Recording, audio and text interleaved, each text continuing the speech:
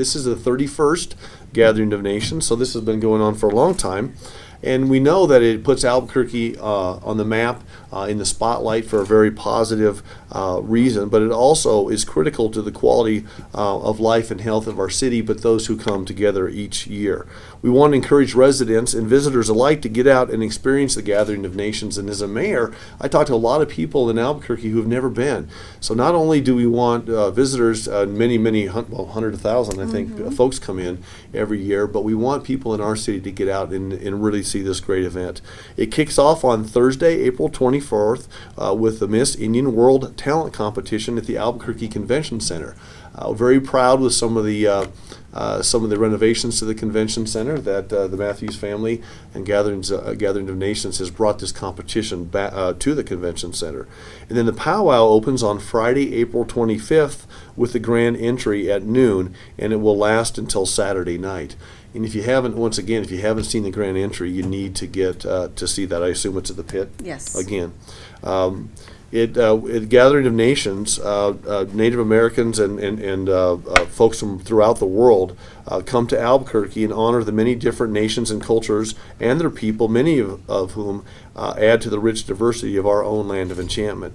I encourage all of Albuquerque, as I said, to come out to see this phenomenal event. We are proud to host the Gathering of Nations each and every year here in Albuquerque, and I know there's lots of cities that would love to have this. And so, as a mayor, we're always talking about making it easier and better for the Gathering of Nations to be right here. Highlights of the 3-day event will include more than 800 Native American artisans, craftsmen, and traders displaying and selling their work, actually from around the world.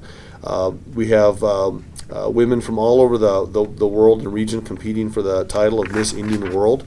We'll have 27 different indigenous bands and performing artists from around the world, 3,000 traditional native singers and dancers, a wide variety of food vendors, of course featuring fry bread and southwestern cuisine, Indian tacos, and all the great things that we like to have. And as the most prominent powwow in North America, we are honored to host more than 700 tribes, as I said, from throughout the world, from the United States, Canada, and really all over. The positive impact of the economy obviously is extraordinary, according to a study by the Hispano Chamber of Commerce, who really works with the Matthews family to promote this event every year. The gathering contributes a total value of $21 million to our local economy. Domestic and international visitors are estimated at more than 100,000 people, and this is for just a 2 to 3 day event. More than 52,000 room nights are booked in local hotels. Many of the hotels are completely sold out. And the cultural and entertainment value is also really immeasurable. In 2012, they won a Grammy Award for the Best Native American Music Album. So once again, we're very, very excited to have this event in our city.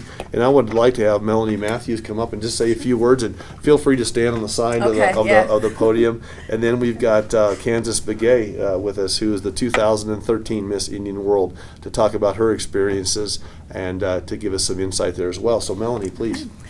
Good morning. I'm Melanie Matthews. I'm one of the coordinators for the Gathering of Nations, as well as the pageant coordinator for Miss Indian World. And I'd like to thank Mayor Barry, I'd like to thank the Hispano Chamber, and a lot of the people of the city of Albuquerque who have helped us for the last 31 years put on Gathering of Nations. And this year is going to be as spectacular as every year. And we are bringing back the Miss Indian World pageant to the Albuquerque Convention Center. And we are so excited that Mayor Barry has invited us to be back a part of on city property.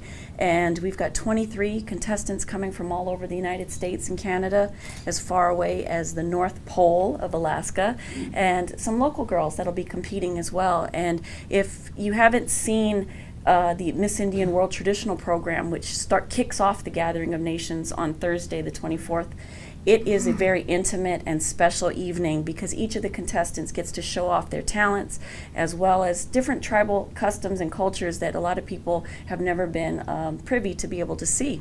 And of course, the Gathering of Nations, which happens every year at the Pit, is Friday and Saturday, April 25th and 26th. Doors open to the public at 10 a.m. And of course, tickets are available starting on Thursday, the 24th at the pit, and runs throughout the weekend. Some of the things that we like to highlight about Gathering of Nations, really is the largest Native American celebration or festival, as some people would like to call it, in the world. And it brings together so many different people from all different backgrounds, not just Native American, but from different cultures, languages, and it is a chance and opportunity for the world to really celebrate and understand a little bit more about Native American culture. And it happens here in Albuquerque, which is an ideal place because the community is very warm and welcoming, and I know that our city has stepped behind us in such a wonderful way that it just encourages myself and my family who started this event to continue year after year.